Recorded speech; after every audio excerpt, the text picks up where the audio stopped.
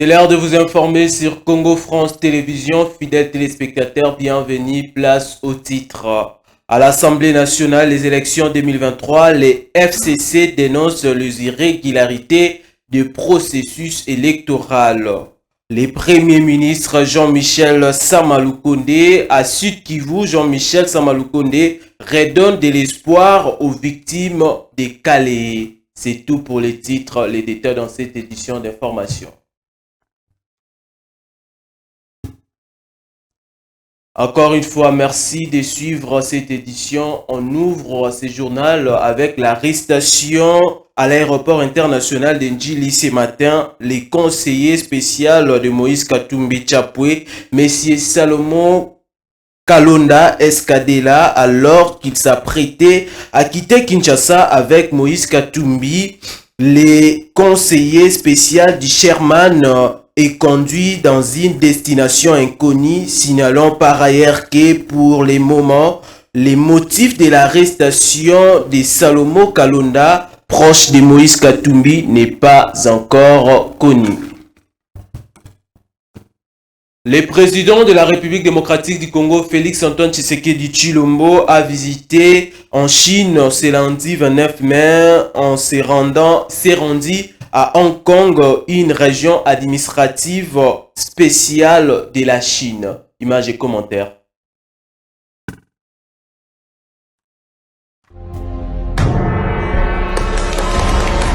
Accompagné d'une délégation officielle restreinte, le chef de l'État Félix-Antoine Tshisekedi Tshilombo s'est entretenu avec Christopher Hui, chef des services fonciers et du Trésor de Hong Kong, sur les atouts de cette région dont les activités brasent des milliards d'argent en monnaie chinoise et étrangère grâce aux nombreux échanges effectués chaque jour sur cette place financière qui figure parmi les top 5 mondiales.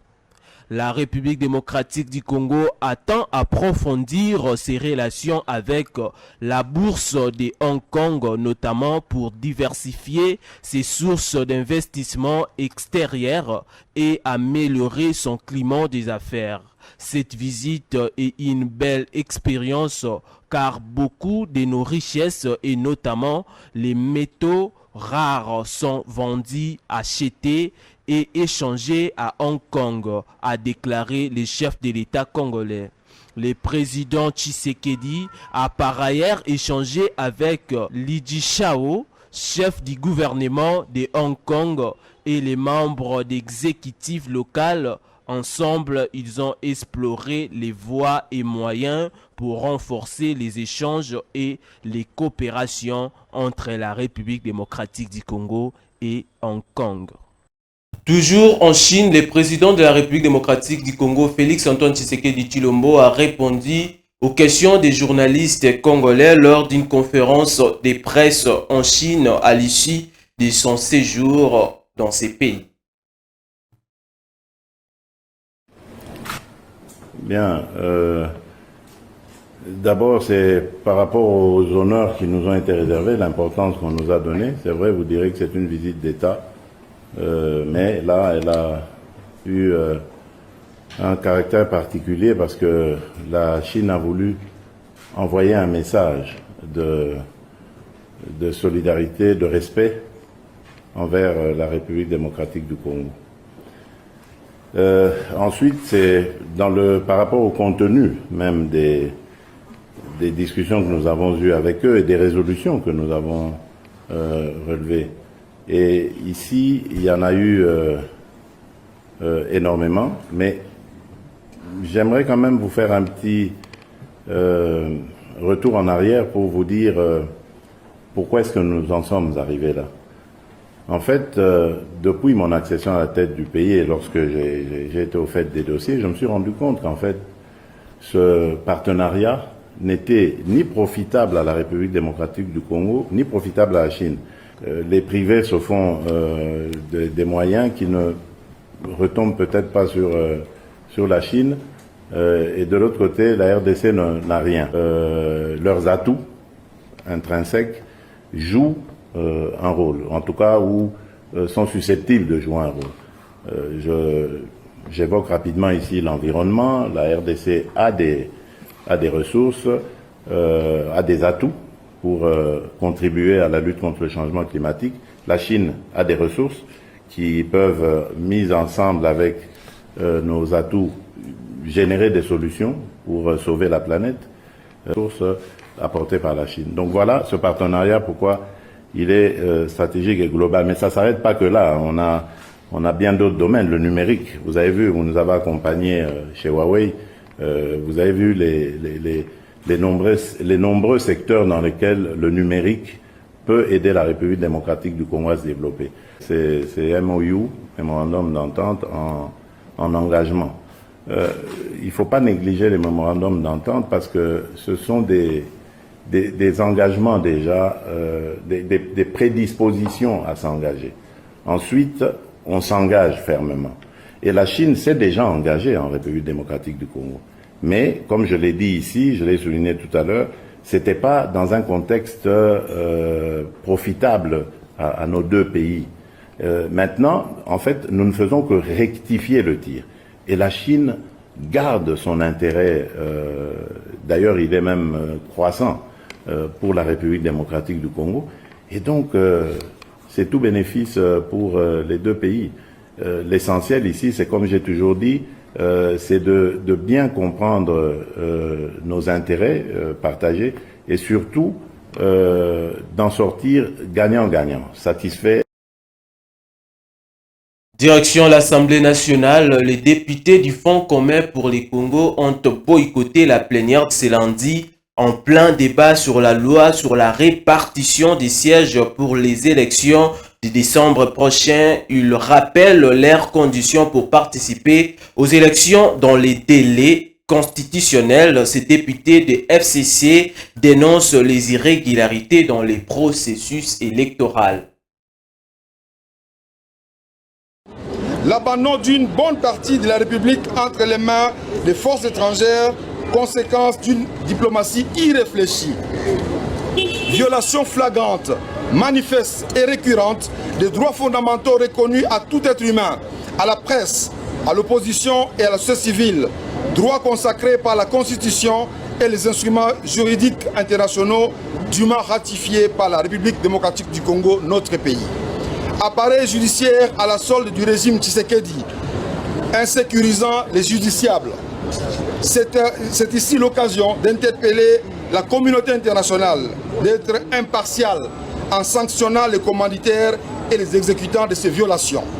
La dégradation de la situation sociale et économique du pays, caractérisée par la chute vertigineuse du franc congolais, face à une flambée des prix entraînant une perte de pouvoir d'achat comparable au pire moment de l'histoire de notre pays. La gestion chaotique du pays, caractérisée notamment par le tribalisme, les détournements ostentatoires des deniers publics, la corruption, la concussion, l'enrichissement illicite, insolent et honteux. Du processus électoral.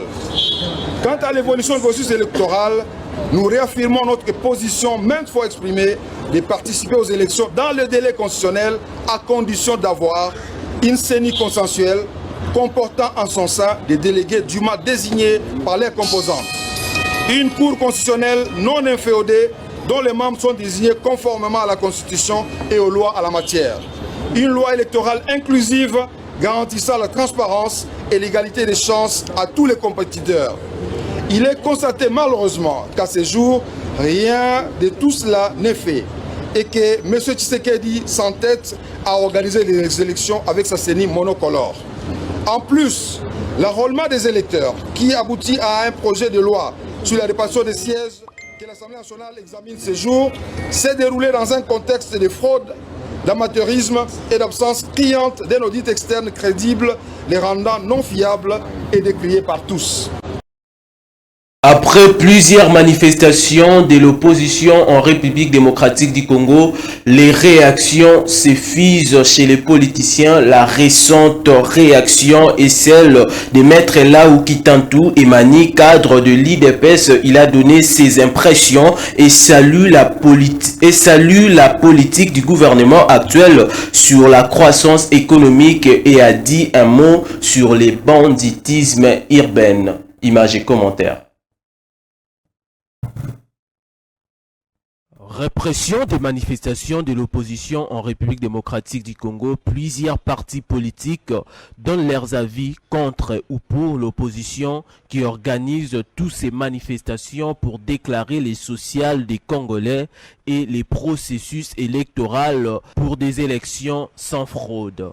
Emani Laokitantou, cadre de l'UDPS, donne ses impressions et salue la politique du gouvernement actuel. Ça vient déjà couper pour toute gesticulation des détracteurs du régime.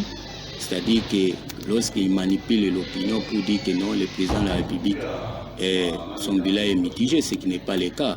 Vous voyez déjà les institutions de Bretton Woods, le Fonds monétaire international qui vient de publier son rapport.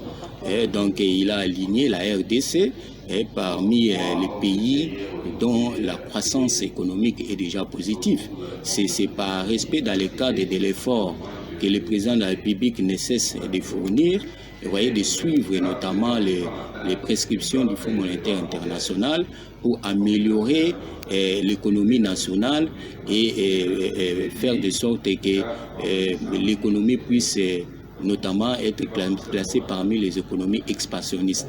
Donc c'est dans ce cadre-là de l'effort de concertation, les prescriptions données par le Fonds monétaire international, l'amélioration de la bonne gouvernance, c'est dans ce cadre-là que la RDC a été couronnée de cette sorte.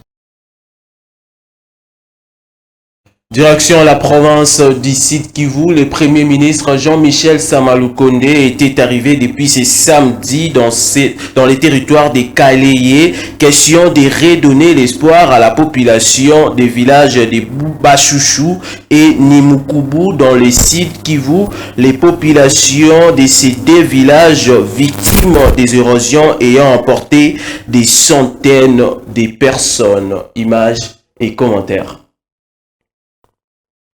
Les habitants du village de Bouchouchou et Niamukubi ont été en mouvement inhabituel ce samedi 27 mai 2023. À la base, une délégation gouvernementale sous la houlette du Premier ministre est arrivée dans le site Kivu en provenance de la capitale Kinshasa, en passant par la ville de Goma. Aussitôt arrivé, les chefs du gouvernement congolais, envoyés par le président de la République, a foulé les sols du territoire des Kaleye. L'objectif, véhiculer le message de compassion en faveur des victimes des inondations dans les villages de Bouchouchou et Niamukubi, en groupement de Mbinga Sud. En 2 temps 3 mouvements, Jean-Michel Samalukonde Kenge a fait le go des travaux de réouverture de la route nationale numéro 2 allant vers la province du Nord Kivu, bouchée suite à des effets de l'érosion à Bouchouchou Niamukubi. Sans se fatiguer et bénéficiaire d'un accueil chaleureux, le Premier ministre accompagné de certains ministres et des députés nationaux ne s'est pas présenté main bredouille. Devant les survivants, il a présenté des vivres et non-vivres qui pourra soulager tant soit peu ses compatriotes vivant dans cette partie du pays ayant perdu des êtres chers et des biens de valeur lors des inondations du 4 mai dernier.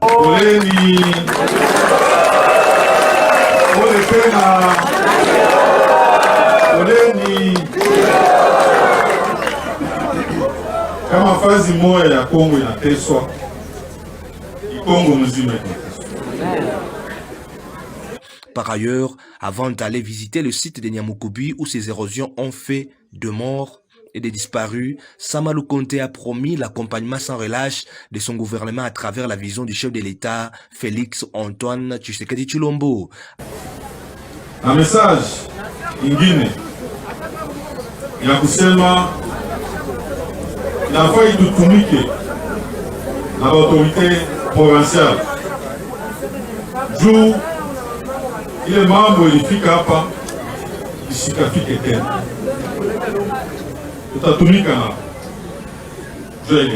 À titre de rappel, le 4 mai dernier, plus de 500 personnes ont perdu la vie et plusieurs disparus, voire des blessés, lors de pluies diluviennes qui se sont abattues sur le village de Bouchouchou et Niamukubi.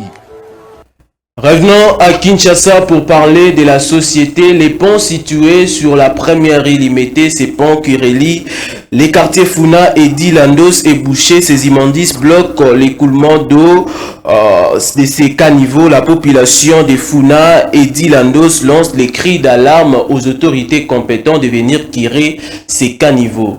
Julia Mujinga pour plus de détails.